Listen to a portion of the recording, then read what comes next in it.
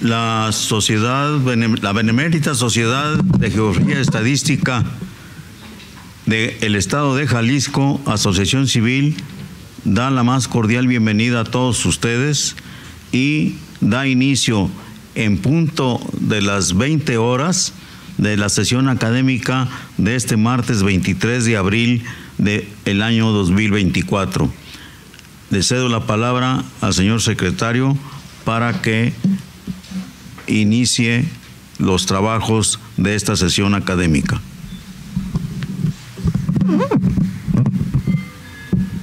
Buenas noches. Me permito presentar a quienes nos acompañan en el presidium. El maestro Adalberto Ortega Solís, presidente de esta institución. El doctor Guillermo García Murillo, consorcio y conferencista. El doctor Carlos Alberto Aceves García, invitado y conferencista.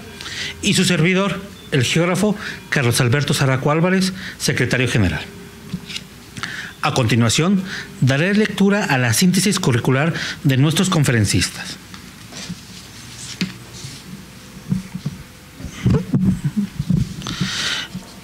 El doctor José Guillermo García Murillo, abogado por la Universidad de Guadalajara, maestro en Derecho por la UNAM, doctor en Derecho por la UNAM, graduado en Seguridad Hemisférica y Derechos Humanos en el Centro de Estudios Hemisféricos de la Universidad de la Defensa de los Estados Unidos de Norteamérica.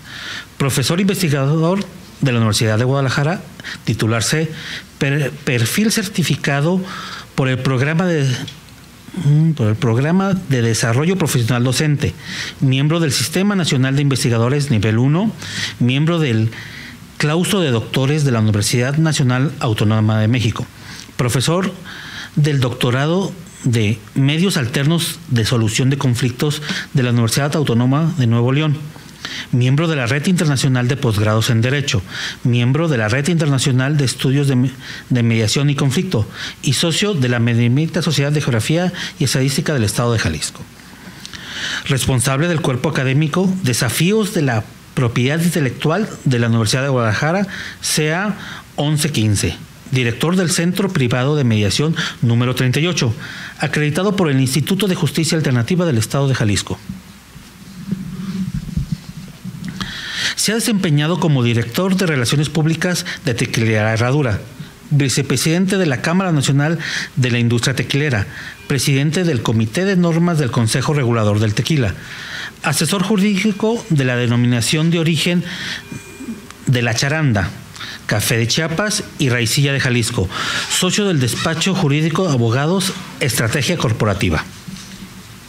Publicaciones: El derecho a la información en México, las denominaciones de origen en México, las indicaciones geográficas, una apuesta al desarrollo cultural y económico de los pueblos, la protección de datos personales y de la seguridad pública, la negociación y los medios alternos en la solución de conflictos. Asimismo, me permito leer la síntesis curricular del doctor Carlos Alberto Aceves García. Formación académica: abogado y maestro en Derecho por la Universidad de Guadalajara, especialista en Justicia Constitucional, Interpretación y Tutela de los Derechos Fundamentales por la Universidad de Castilla-La Mancha, en España. Especialista en alta formación de justicia constitucional y tutela jurisdiccional de los derechos por la Universidad de Pisa, en Italia. Doctor en estudios avanzados en derechos humanos por la Universidad Carlos III de Madrid. Experiencia laboral: director de la División de Estudios Jurídicos del CUSH y del Centro de Estudios Jurídicos de Jalisco, IDEJ. Es abogado litigante en materia administrativo, civil, familiar y de amparo. Fungió como abogado en el área de amparos en el Ayuntamiento de Zapopan. Fungió como abogado en la Dirección General de Ordenamiento Territorial de la Secretaría de Medio Ambiente y Desarrollo Territorial del Estado de Jalisco. Fungió como coordinador del módulo de Santa María del Valle, adscrito a la Preparatoria Regional de Arandas en la Universidad de Guadalajara. Áreas de investigación: Derecho Internacional, Derecho Constitucional, Derecho Humano y Filosofía del Derecho, a los cuales cedo la palabra para que nos dicten su conferencia. Muchas gracias.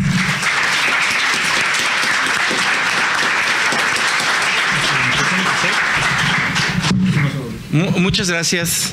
Es para mí un gran honor siempre estar aquí en la Benemérita Sociedad Jalisciense de Geografía y Estadística.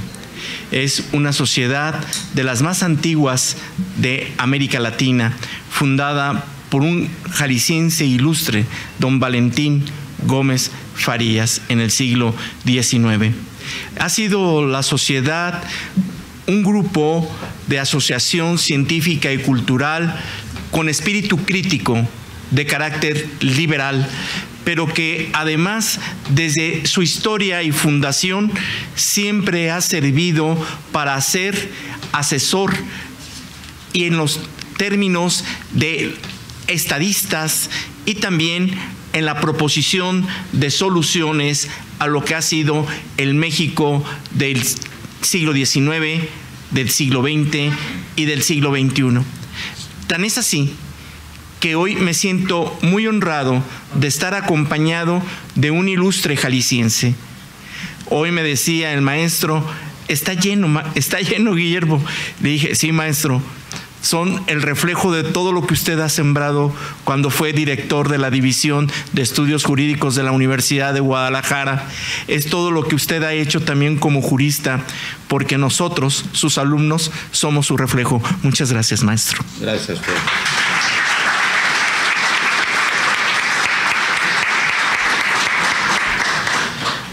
Agradezco mucho también a Carlos Alberto Zaraco la compañía y la invitación que nos extendieron para estar esta tarde aquí en nuestra casa, pero me acompaña también el doctor Carlos Alberto Aceves García, un joven jurista con quien tengo muchos puntos de coincidencia, sobre todo por el punto de lo que hoy implica la valoración de la acción de los derechos humanos. Los derechos humanos deben de ser observables desde 3 puntos de vista: el carácter filosófico, el político y el jurídico, para poderlos comprender en toda su magnitud en el contexto actual. Por eso agradezco a Carlos Alberto Aceves García la invitación, que haya aceptado la invitación para estar esta tarde conmigo compartiendo el foro. Muchas gracias. Compañeros, compañeras, hoy México tiene una gran importancia en el movimiento de lo que son los derechos humanos. Más aún por lo que significa este año, el 2024. Y todos pensarán, tal vez porque es un año eminentemente electoral, pues no es así.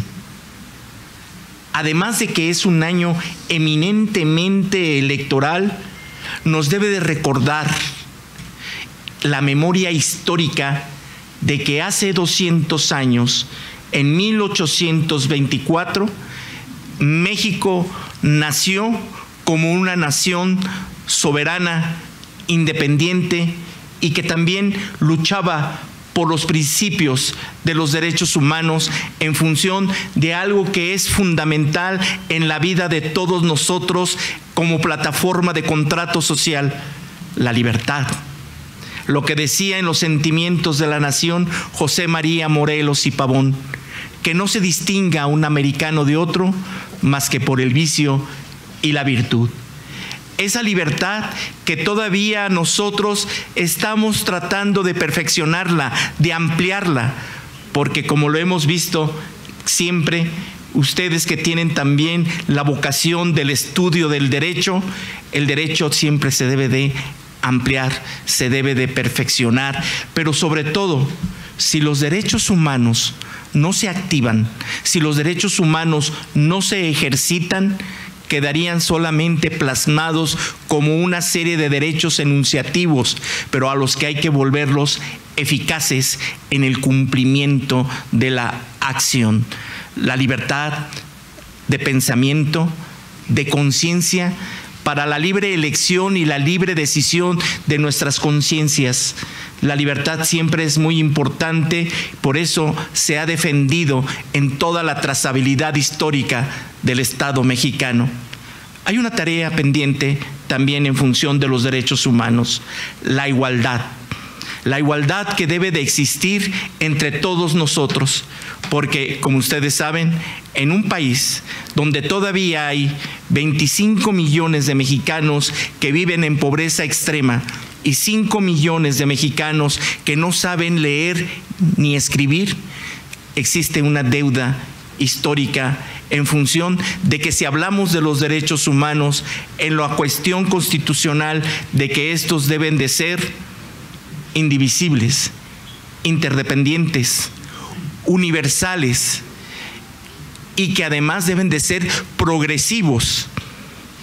Amén de que esta misma idea es que el Estado debe de promover, investigar y en su caso sancionar todas aquellas violaciones que se hagan en función de lo que es el derecho humano.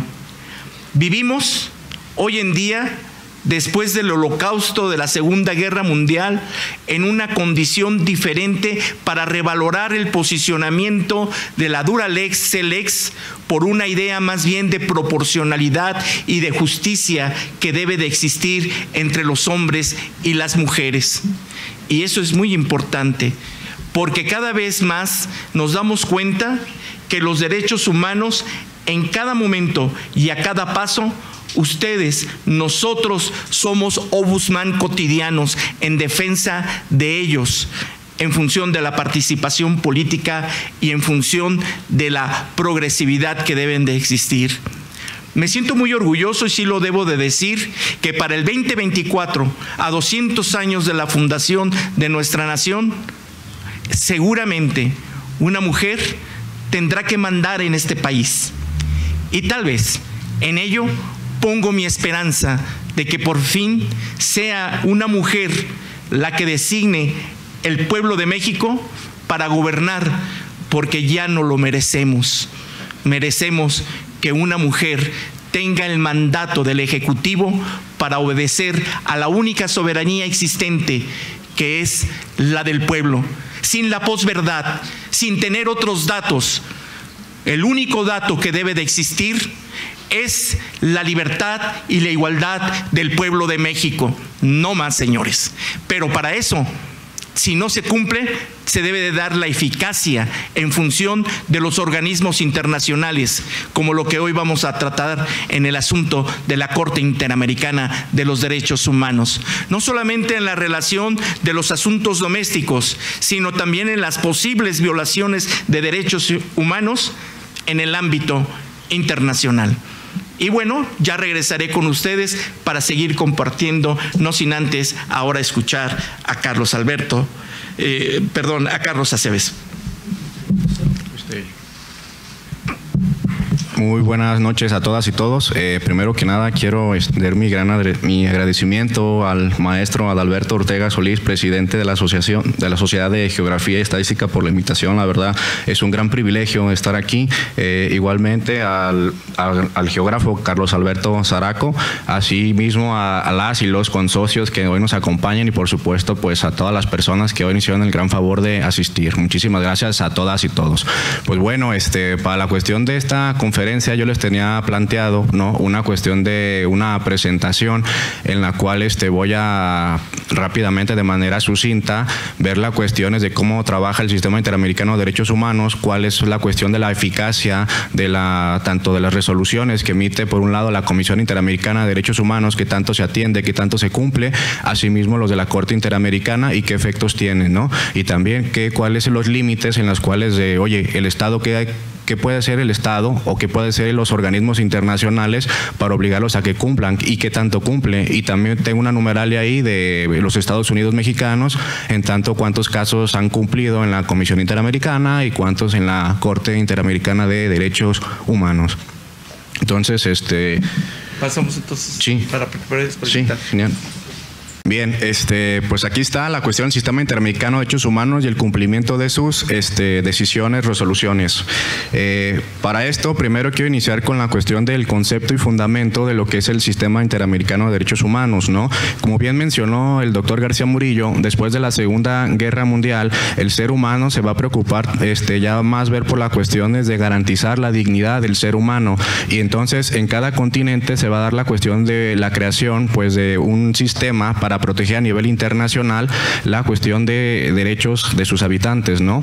Y la herramienta esencial para hacerlo pues es firmando tratados internacionales en los cuales los estados pues se someten a las cuestiones del cumplimiento voluntario de ellos, ¿no? Entonces en nuestro caso para América está el Sistema Interamericano de Derechos Humanos, que como menciona aquí pues es el mecanismo regional para América, en la cual hay dos órganos internacionales que van a proteger los derechos humanos. Uno de ellos es la Comisión Interamericana y la Corte Interamericana, ¿no? ¿Y qué es lo que van a hacer? ¿Cuál es su función principal? Pues vigilar que los estados que hayan firmado los tratados internacionales interamericanos sobre derechos humanos, pues lo cumplan. Y si no, pues la cuestión de ejercer ciertos mecanismos por parte de las personas, de las víctimas, y que en su caso, pues estos organismos hagan cumplir los tratados, ¿no?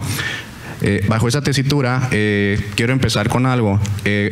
Todos los estados, cuando suscriben la cuestión de tratados internacionales en derechos humanos, lo primero que hacen es someterse a estas obligaciones que yo llamo obligaciones primarias en derechos humanos. ¿Cuáles son ellas? La primera es respetar. Cuando un estado se somete a suscribir un tratado en derechos humanos, lo primero es respetar. Y la mayoría de los tratados te menciona pues que eso de respetar es cumplir con lo establecido con los tratados y también con las resoluciones que hagan los órganos protectores. Eso es lo primero. Lo segundo es proteger, es prevenir la violación de derechos con mecanismos de tu derecho interno. Y no menos importante, la cuestión de asegurar el goce y ejercicio. Al momento de que tú suscribes tratados internacionales, estás obligado a que esos tratados internacionales tengan compatibilidad con tu derecho interno. Entonces, por consiguiente, cuando firmas tratados internacionales y adquieres estas obligaciones, tienes que adecuar tu derecho interno conforme dice el tratado internacional. La idea de los tratados internacionales sobre derechos humanos es conformar un estándar de protección entre todos los estados, un estándar mínimo de protección, que de ahí no te bajes. Como bien mencionó el doctor García Murillo, existe el principio de progresividad. Los derechos humanos día a día, el Estado está obligado a garantizarlos de mejor manera, no de peor manera. Entonces, lo que buscan los tratados es, tiene que haber un estándar mínimo, países que suscriban, y de ahí no debes de pasarte de ese mínimo. Para las personas, si van y te visitan a Brasil, te visitan a México, a Guatemala, existan mínimos en los cuales las personas puedan sentirse seguras y seguros, ¿no? Pero lamentablemente, ¿qué es lo que pasa? Cuando un Estado, pues lamentablemente no cumple con estas obligaciones primarias, ¿qué es lo que pasa? Pues la cuestión del derecho interno de todos los países tienen mecanismos de defensa internos jurisdiccionales, pero ¿qué pasa cuando internamente en el país no se les aplica justicia y agotan todas las instancias jurisdiccionales a esa persona? Pues te queda una cuestión de una instancia internacional a la cual tú puedes acudir. Entonces, si este Estado violenta alguna de estas obligaciones primarias y se lleva estos casos ante los órganos internacionales, estos, al resolver el caso, pueden declarar la figura internacional que se llama responsabilidad internacional de los estados. Esta puede ser porque por acción u omisión violenta alguna de estas obligaciones. Por lo regular, en otro tipo de juicios, ¿no? Por ejemplo, civil, lo que ustedes me digan, es si tú incumples la cuestión de una normativa, por consiguiente, dice Hans Kelsen en la teoría pura del derecho, te voy a sancionar. ¿Queda claro? En este caso, al Estado que incumpla la cuestión de un tratado internacional, no se busca sancionar la cuestión del sistema de protección de derechos humanos, no busca sancionar a los Estados, busca reparar el daño que se violentó de los derechos, ¿no? Eso es lo que realmente se busca. Entonces, si hay una violación de esas obligaciones primarias, te va a tocar ahora tener una obligación de carácter secundario que emana de esa primaria, y que es la reparación integral del daño. Cuando una persona se le violenta derechos humanos, sufre un daño de carácter material y de carácter inmaterial o de carácter moral en materia civil, si lo quieren llamar así, entonces lo que se tiene que hacer el Estado es repararlo de manera integral, es decir, con diferentes medidas, repararle tanto el daño material como el daño inmaterial. Para eso hay diferentes medidas. La primera es la restitución, y menciona menciona, oye, si es posible el derecho que se violentó, volverlo como estaba antes, pues hazlo, ¿queda claro? Pero ¿qué creen? La mayoría de los derechos cuando se violentan es imposible que vuelvan a estar como estaban antes de la violación. Entonces, en la mayoría de los casos, pues no cabe la cuestión de una restitución, porque hay derechos que se violan y jamás pueden volver a estar como estaban antes. La segunda es la indemnización. Ok, ya no lo pudiste restituir, entonces como no se pueden mover las cosas como estaban antes, lo que queda es darle un pago por cuestiones de esos daños. Ahora bien, las medidas de satisfacción, estas medidas de satisfacción lo que buscan es reparar el daño inmaterial, la cuestión del daño moral, si lo quieres llamar así. ¿Y en qué versan estas? Primero, en las cuestiones de que el Estado va a brindar, va a reconocer su responsabilidad internacional, posteriormente va a pedir disculpas públicas, así también puede hacer las cuestiones de monumentos en razón de dar a reconocer a la víctima, también pueden crear premios o reconocimientos a nombre de la persona que fue violentada. Por ejemplo, hay un reconocimiento de derechos humanos de Digna Ochoa, que fue una defensora de derechos humanos que lamentablemente perdió la vida, y en una resolución de la Corte Interamericana le dijo a México que hiciera un premio de derechos humanos nacional en su nombre para que siempre fuera recordada. Y las medidas de rehabilitación. Las medidas de rehabilitación pues es un conjunto de medidas que buscan prácticamente pues tratar de recuperar en materia médica, psicológica, psiquiátrica los daños físicos que haya tenido y morales una persona. Hoy en día la Corte Interamericana también ha tenido criterios de vanguardia porque ha dictado medidas de rehabilitación en carácter ambiental, ha dictado medidas para que un ecosistema paulatinamente se vuelva a restablecer, ya ha dictado medidas de rehabilitación ya no solo para el ser humano, sino también para la cuestión del ecosistema. Y las más importantes para mi punto de vista son las garantías de no repetición. Por lo regular los órganos internacionales cuando hacen una resolución, ¿no?, de violación de derechos humanos, lo que te dice, oye, Estado, estás obligado a, dentro de tu derecho interno, crear leyes, mecanismos, etcétera, pero lo que importa aquí es que no se vuelvan a repetir los mismos actos.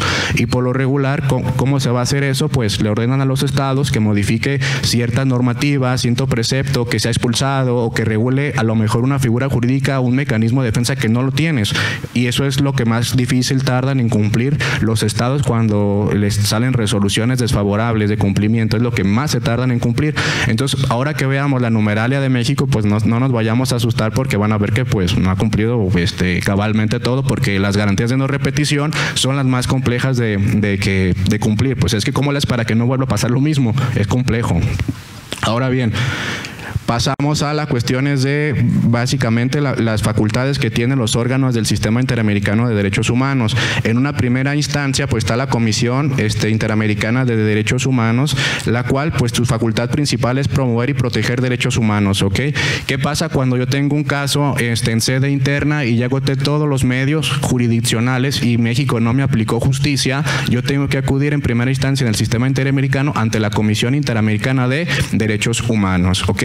Y ¿qué ve la Comisión Interamericana de Derechos Humanos? Estos 4 facultades, ¿no? Resolver peticiones por violaciones de derechos humanos, que es lo que vamos a ver ahora. También hace visitas in loco cuando advierte que hay ciertas violaciones, manda un grupo de trabajo a cierto país para que hagan las inspecciones y las vigilancias de ver si es cierto que el Estado está violando derechos humanos. Por ejemplo, en el caso del río Santiago, hubo una visita in loco para ver cómo estaba la situación del río Santiago y posteriormente giraron medidas cautelares porque se dieron cuenta que pues el río sí está contaminado, que no era mentiras nada, ¿ok? La segunda es aplicación de medidas cautelares. Lo que quiere hacer las medidas cautelares son herramientas que buscan proteger el derecho que está vulnerado, que ya no se siga desgastando más, que ya no se siga violentando. Entonces, con esas medidas quiere que prácticamente se resguarde mientras se resuelve el fondo del asunto. Y no menos importantes, pues rendición de diversos informes que haga de visitas de derechos humanos en tal país, de temáticos, etcétera. Pero aquí lo que más nos interesa son resolver peticiones de violaciones de derechos humanos. A ver, ¿qué pasa aquí? Tengo un asunto donde en sede interna mexicana no me aplicaron justicia, quiero acudir a los órganos internacionales. ¿Qué es lo que voy a hacer? Ok, tengo que presentar una petición por violaciones de derechos humanos ante la Comisión Interamericana. ¿Cuáles son los requisitos? Primero, haber agotado los recursos de jurisdicción interna. Si no los agotaste, no te van a admitir la cuestión de tu petición. Segundo, tiene que ser presentado dentro de los 6 meses a partir de que te notificaron la última resolución en sede interna. O sea, el último tribunal, si ya agotaste, no sé, el recurso de revisión en amparo, esa fue tu última resolución que acabó en sede interna, entonces 6 meses a partir de que te notificaron la última resolución. Y señalar el nombre del denunciante, datos para que te notifiquen, señalas autores responsables y el acto violatorio. ¿Quién los puede presentar? La persona víctima, también la cuestión de los ONGs también la pueden presentar, y por supuesto la Comisión Interamericana de Derechos Humanos de motu propio. Si ella advierte que hay ciertas violaciones, ella misma puede presentar una petición. Hay diferentes etapas, ¿no? Rápidamente, la tramitación inicial, una vez que se presenta la petición, lo que va a hacer la comisión es recibir, acusar y registrar tu número de petición. Posteriormente va a iniciar el procedimiento de admisibilidad. Si tú cumples con los requisitos de forma y fondo, va a hacer un va a admitir la cuestión de tu petición. Posteriormente va a notificar a las partes, y cada parte, el Estado demandado va a hacer la cuestión de observaciones de las partes. También, si vea necesario, va a mandar investigaciones a ese país a ver si están violentando derechos humanos. Dentro de este trámite puede ser que el país le ofrezca la cuestión de una solución amistosa, es decir, oye, yo como país reconozco que te violenté derechos humanos, vamos haciendo un acuerdo de reparación, ok, te indemnizo, te doy ciertas, pero pues ya hay que muera el conflicto, ¿no? Entonces el Estado le ofrece la cuestión de un convenio, ok, a las víctimas, lo someten a la Comisión Interamericana y se ve que cumple con todos los estándares, pues se soluciona el conflicto y se acaba ahí, ¿no? O también puede haber un desistimiento. Si advierte la parte promotora, ya no quiere saber nada, pues se puede desistir de la acción y ya está, ¿no? Pero ¿qué pasa si no se desiste nada y sigue el caso? Pues al final va a tomar una decisión sobre el fondo del asunto la comisión para resolver el asunto, ¿ok? Primero va a emitir un informe preliminar de recomendaciones, ¿ok? ¿Qué hace aquí la Comisión Interamericana? Ya investigó, ya hizo todas sus carpetas para ver si se violentó o no, y en el informe declara que realmente el Estado mexicano es responsable internacionalmente, entonces va a condenar a que repare los daños, ¿ok? Pero ¿qué es lo que va a hacer aquí? Primero le va a decir al Estado mexicano, te mando esta serie de recomendaciones, te voy a dar 3 meses para que me digas con cuáles sí estás de acuerdo y cuáles sí piensas cumplir, ¿ok? A cuáles te sometes a cumplir. La mayoría de los estados, pues como les digo, es una cuestión voluntaria de que quieran cumplir estas recomendaciones, ¿estamos claros? Pero la propia naturaleza de las recomendaciones, te recomiendo esto, o sea, lo catas o no lo catas por la misma naturaleza. Si advierte la Comisión Interamericana, después de los 3 meses que el Estado le valió, que no se pronunció, que dijo, pues no voy a cumplir estas, tiene la opción de someter el caso ante la Corte Interamericana, que ya es de carácter jurisdiccional, ¿queda claro? Ella tiene una cuestión jurisdiccional, pero también se advierte, oye, ¿sabes que, por ejemplo, México, me dijiste que si vas a cumplir ciertas recomendaciones, etcétera, así todo muy bien, entonces no lo voy a someter a la Corte Interamericana, pero le voy a dar seguimiento yo por medio de un informe definitivo, ¿ok? Entonces, por lo regular, les soy sincero, cuando ahorita vamos a ver la numeralia de los casos que tiene México ante la Comisión Interamericana en las diferentes materias. Vamos a lo siguiente.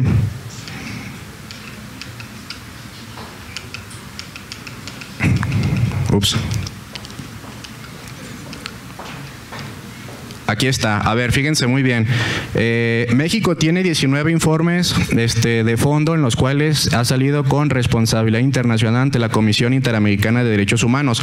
Estos 19 informes no decidió remitirnos a la Corte Interamericana porque México pues pactó en las cuestiones de cumplir con las cuestiones de las recomendaciones. Entonces, estos 19 casos aún están siendo cumplidos y revisados paulatinamente por la Comisión Interamericana. Entonces, quiero que vean la cuestión de qué materia es.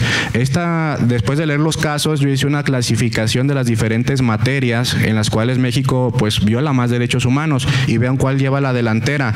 Detenciones ilegales, actos de tortura y uso excesivo de la fuerza por parte de elementos de seguridad, las cuestiones de los militares. Si nosotros revisamos pues el periodo que está documentado con mayores violaciones de derechos humanos en México, pues datan de 2006 a 2012, ¿ok? Que esté registrado. Anteriormente no sabemos si hubo más porque no hay registros, ¿ok? La cuestión es que que la mayoría de las violaciones de derechos humanos la aplicaban los militares, ¿ok? La cuestión de los militares por exceso de uso de la fuerza. ¿Por qué? Porque los militares en ese entonces no tenían ninguna formación en derechos humanos y por consiguiente pues no es lo mismo que lo que trates con un civil a que trates pues con gente delincuente. ¿Estamos claros? Entonces, por lo regular, en los tratados internacionales les menciona a los estados que tengan dos tipos de policías, ¿no? O sea, tienen que tener policía civil en materia municipal, estatal y federal. ¿Para qué? Para que atienda la cuestión de desacatos de los civiles y que tengas una fuerza militar para la cuestión de cuando te enfrentes a los chicos malos de los crimen organizado, ¿ok? Entonces, eso es donde tiene mayor número de casos México. Asesinatos de periodistas y columnistas, hasta ahorita tiene solo 2. Violaciones al derecho de protección judicial en materia electoral y derechos políticos, 3. Esto también me empieza a preocupar porque estamos a ver que ha aumentado esto mucho. La violencia de género, igualdad y discriminación, 3 casos, y desaparición forzada apenas lleva 1, ¿ok? En los cuales ha salido responsables. 19, pues son muy poquitos, pero ahorita van a ver por qué. Ok, ¿cuántos casos ha admitido? 176 casos. ¿Queda claro? Ha admitido la Comisión Interamericana que han presentado en contra de México. Pero ¿qué creen? 46 de los que han presentado no cumplieron con los requisitos y no los admitió. ¿Y qué creen? Hay decisiones de archivo. Muchos de los que están aquí, ¿qué creen? Pues los archivó porque a lo mejor no cumplen con ciertos requisitos de forma o fondo, con los hechos o las cuestiones de que se reparan los daños. Entonces es una cantidad que importante. ¿Estamos claros? Entonces por eso son la cuestión de los 19, ¿por qué se ven tan poquitos? Pues no es que no demanden mucho a México, no es que no violenten mucho a México, pues es que no se presentan de la manera más adecuada. Ok. También México ha tenido informes de solución amistosa alrededor, estamos viendo aquí ay, se me fue el número que está aquí, pero vean las cuestiones de cuál es el mayor número del tema que tiene mayor número, es detención ilegal y actos de tortura y uso excesivo de la fuerza. La cuestión sigue igual, la cuestión de la materia. ¿En qué más viola derechos humanos México? En esto, en actos ilegales, actos de tortura y uso excesivo de la fuerza por parte de los elementos de seguridad. Y protección judicial también viola mucho, violencia de género y casos sobre desaparición y desaparición forzada. Hoy en día, a ver, es importante recalcar esto, antes se daba mucho la desaparición forzada, que era la desaparición del Estado, o el Estado, las Fuerzas Armadas desaparecían a una persona. Hoy en día no es desaparición forzada, hoy en día es desaparición de particulares por particulares. ¿Queda claro? Pues el crimen organizado es el que se encarga de desaparecer a las personas, el Estado ya no tanto, bueno, no, ya el aumento ya es diferente, ok. Lamentablemente. Ahora bien, ¿cuántos casos ha enviado la Comisión Interamericana a la Corte Interamericana? Hasta ahorita solo ha mandado que 17 casos desde el año 2000 hasta la fecha. Pero quiero que vean ahora, ya cambió la numeralia. ¿Cuál es la temática que tiene mayor casos ahora? Violencia de género, desigualdad y discriminación. Eso es lo que hay más casos. Ya la cuestión de detenciones ilegales y actos de autoridad pues quedó ya como en segundo lugar. Entonces, ojo con esto. Es lo que la problemática es ahora esta. ¿Queda claro? Ya cambió. Ahora bien, vamos a las cuestiones del siguiente órgano, la Corte Interamericana de Derechos Humanos, ¿ok? ¿Qué pasa si ya la Comisión Interamericana considera que ese país no cumplió con las recomendaciones y sometió el caso ante la Corte Interamericana? Ok, la Corte Interamericana, ¿qué es lo que hace? Resolver casos contenciosos, supervisa sentencias, tiene una función consultiva por si alguno de los estados parte le consulta sobre la interpretación de algún tratado internacional y también puede ejercer medidas provisionales. Los requisitos son a fuerzas. Tú no puedes ir directamente a la Corte Interamericana de Derechos Humanos. Tienes que agotar primero la instancia ante la Comisión Interamericana. Es el primer requisito, agotamiento de los procedimientos del mecanismo de petición. ¿Quién lo puede someter? La Comisión Interamericana o el mismo estado parte, ¿ok? Y estas son las etapas de un caso ante la Corte Interamericana. Aquí lo resumí básicamente en 5. ¿Queda claro? Casi media ley, en 5 puntos lo resumí. Primero es la fase del procedimiento escrito. La Comisión Interamericana somete el caso a la Corte y le pasa toda la cuestión del expediente, ¿no?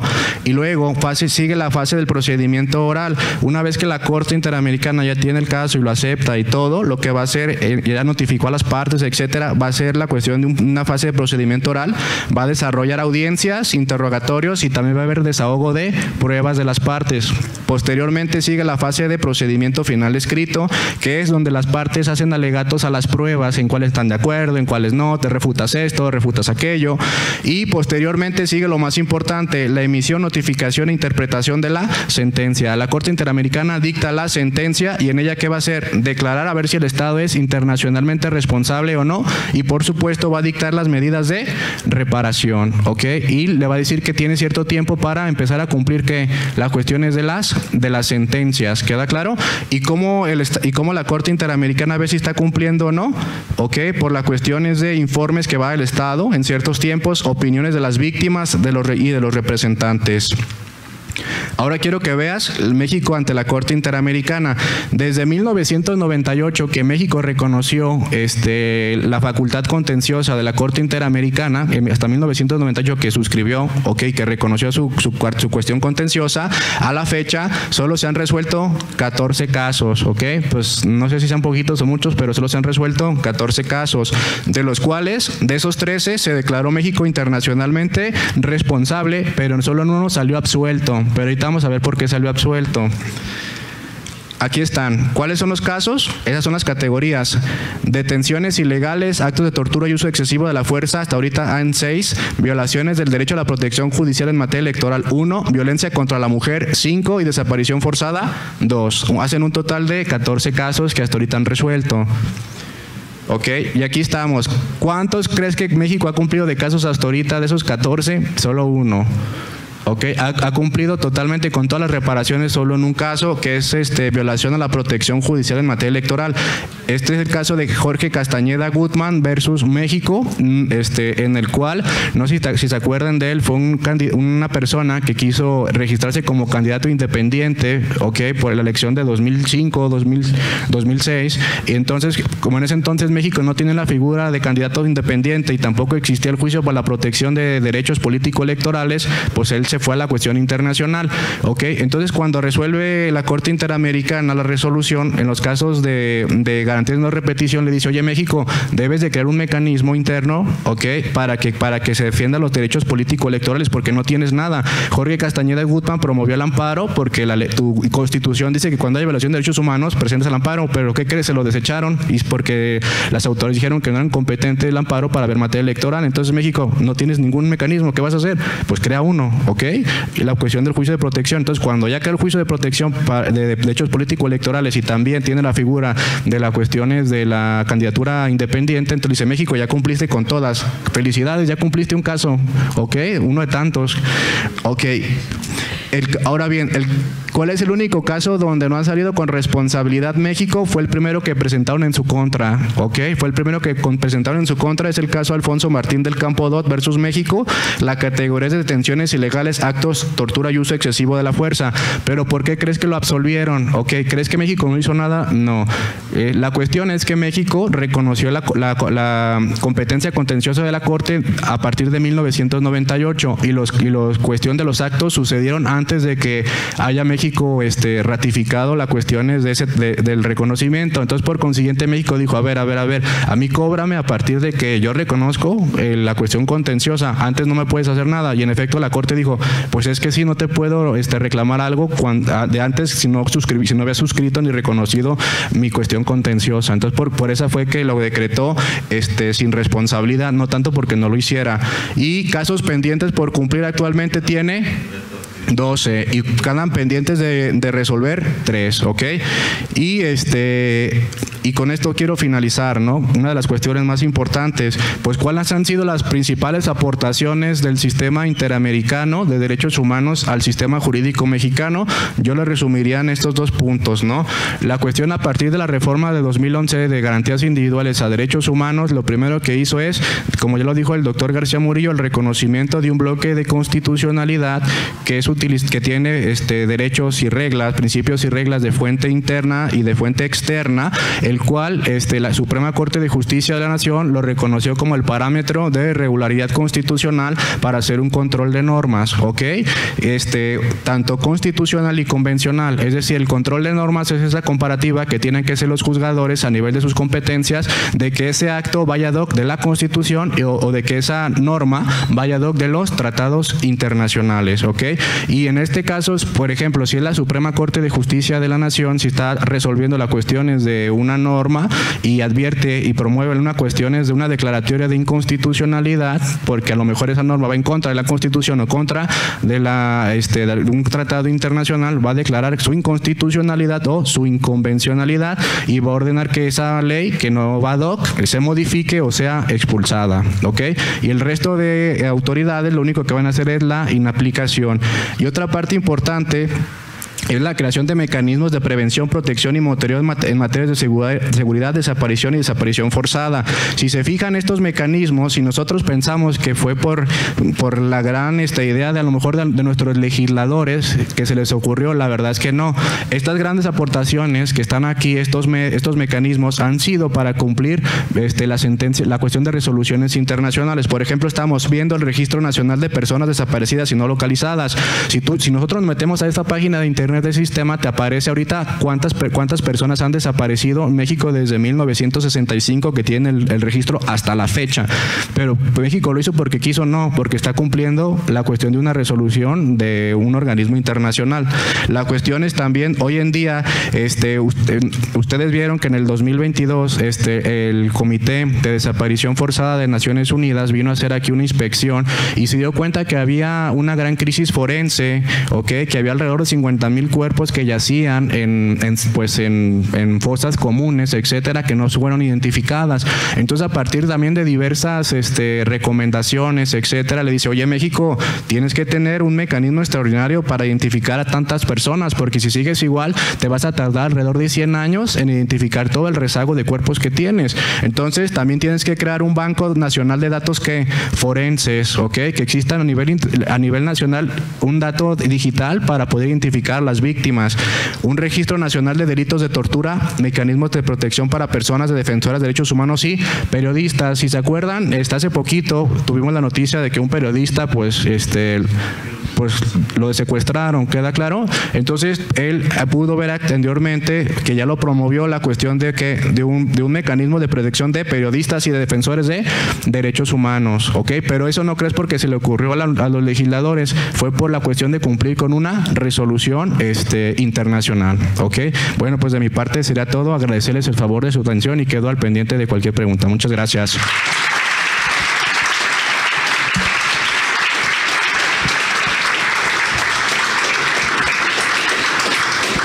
El reto de los derechos humanos se mantiene vigente, como lo ha comentado ya el doctor. En este momento, por ejemplo, nosotros pertenecemos al Pacto de San José, lo hemos ratificado. Desde 1977 también hablábamos sobre el derecho a la información. Para el 2002 hablábamos del derecho a la información, la transparencia y la rendición de cuentas para fortalecer el Estado democrático. Al 2024 se pone en entredicho si realmente estos organismos constitucionales autónomos deben de desaparecer o fortalecerse. La progresividad dice que debe de fortalecerse y todavía más, aún apoyarlos para que se sigan manteniendo. La Comisión Estatal de Derechos Humanos, el Instituto Nacional de Transparencia, no es una decisión de gobierno, es una decisión que el pueblo de México ha tomado en función de la convencionalidad. No es gratuito que en nuestra Constitución se haya establecido este derecho humano a saber, a transparentar en la rendición de cuentas y a exigir. Forma parte del Pacto de San José al cual nos hemos suscrito. Un Estado garantista del derecho es aquel que respeta los derechos humanos y eso es realmente lo que hoy hemos venido a reflexionar con ustedes, a que por ningún motivo podemos renunciar a los derechos humanos que ya se han establecido en nuestra Constitución. Eso no es negociable, es una cuestión y un mandato popular. Antes de concluir, solamente me quiero despedir agradeciendo la presencia de nuestros expresidentes, de Pilar, de Adriana, de Julio, de Lalo, que están aquí presentes. También agradecer a mis amigos Janet y Jesús, aquí presentes, a los alumnos de la Universidad de Guadalajara y a los del Instituto de Altos Estudios Jurídicos de Jalisco por acompañarnos, por interesarse en estos temas. Muchas gracias. Esperamos verlos pronto.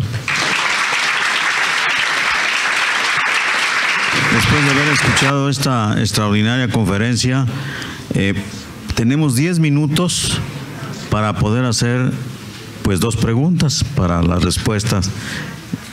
Si alguien tiene alguna pregunta, alguna duda, aquí tenemos a los expertos en derechos humanos en las instituciones que manejan esta gran problemática, que yo creo que ahora todos nosotros hemos sido ilustrados por nuestros 2 conferencistas y pues desde luego que nos llevamos otro acervo más desde el punto de vista jurídico y social y económico y obviamente del cumplimiento de nuestras leyes. ¿Alguien tiene alguna pregunta, duda? Bueno, esto quiere decir que fueron muy claros las exposiciones de nuestros conferencistas, ¿verdad? Entonces, le cedo la palabra a nuestro secretario Carlos Zaraco. Entrega de reconocimientos. Sí, una vez, por eso.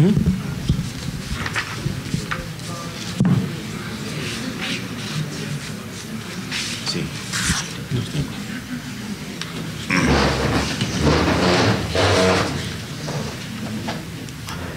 Vamos a proceder a la entrega de reconocimientos. Obviamente, primero le voy a dar el reconocimiento de esta Benemérita Sociedad de Geografía y Estadística del Estado de Jalisco, institución científica y cultural instalada el 27 de septiembre de 1864. O sea, somos la segunda en la República. La primera fue nuestra Sociedad de Geografía y Estadística, que se fundó en 1833. Así que, y precisamente el 18 de abril pasado, se cumplieron 191 años de existencia de nuestra sociedad a nivel nacional, pero a nivel estatal somos los que siguen.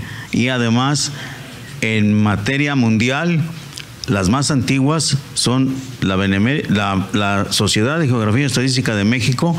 Porque quiero aclarar una cosa: la única benemérita reconocida por el Congreso del Estado de Jalisco en la época del maestro Cosío Vidaurri es la Sociedad de Jalisco, la única benemérita en toda la República y en todas las corresponsalías que hay. Lo hago en esta oportunidad ante la magnífica conferencia que hemos escuchado. Entonces nuestra sociedad, nuestra benemérita sociedad, otorga el presente reconocimiento al doctor Carlos Alberto Aceves García por su participación en las actividades organizadas por esta institución. Y fecha, Guadalajara, Jalisco, 23 de abril del 2024, firma el secretario, el geógrafo Carlos Alberto Zaraco Álvarez y su servidor, el maestro Adalberto Ortega Solís. Y le hago entrega al doctor Carlos con mis felicitaciones.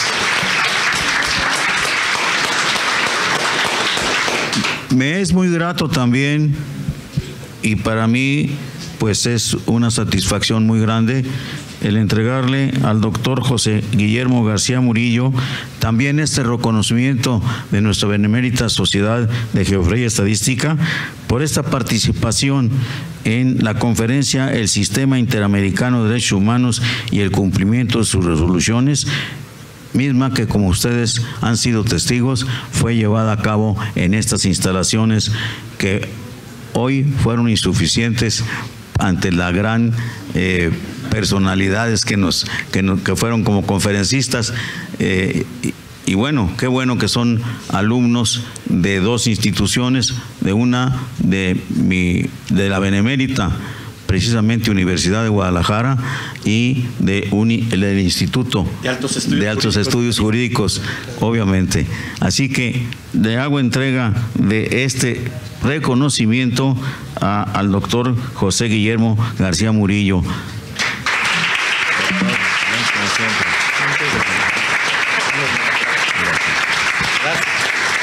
Gracias. Tomamos asiento.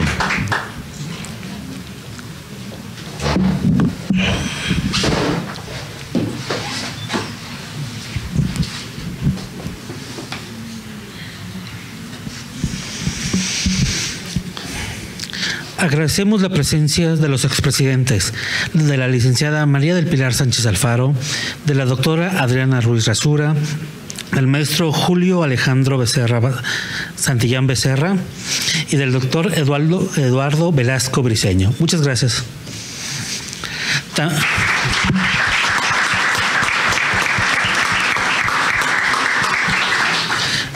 Asimismo, agradecemos a todos los presentes y a todos los que nos siguen a través de las redes sociales. Me permito invitarlos a las siguientes actividades de esta Sociedad de Geografía. El próximo sábado 27 de abril, en punto de las 12 horas, en Sayula, Jalisco, se llevará a cabo la toma de protesta del capítulo juvenil, del capítulo sur, así como el trabajo de ingreso del ingeniero Francisco Javier Sánchez González, con el título Los Enrosos de Tuxpan, Jalisco, el cual será transmitido por nuestra página de Facebook. Asimismo, el próximo martes 30 de abril, en punto de las 20 horas, el Día del Niño, se llevará a cabo en esta casa sede la presentación del libro Travesuras en el Edificio de nuestro consocio, el maestro Alfredo Ortega Ojeda, y los comentarios de nuestra invitada, el maestro Roberto Pulido. Asimismo, para seguir conversando con nuestros conferencistas, los invitamos a un breve convivio que se ofrece en el salón adjunto. No sin antes solicitarles a nuestro expresidente que realice la clausura de esta sesión académica. Muchas gracias.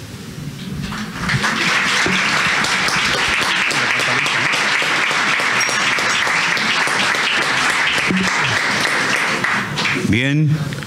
Agradeciendo la presencia de todos ustedes y en especial de nuestros expresidentes, quiero declarar formalmente clausurados los trabajos de esta sesión académica del martes 23 de abril del 2024, y felicitando también a todos los que se llaman Jorges, ¿verdad? Porque este es el día de su santo, y hay otros que están descontinuados, que es San Adalberto precisamente, ¿verdad?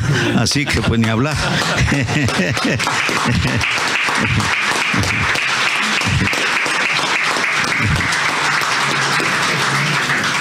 Pues bien, siendo las 20 horas con 56 minutos, declaro formalmente clausurados los trabajos de esta sesión académica, con el agradecimiento de todos ustedes.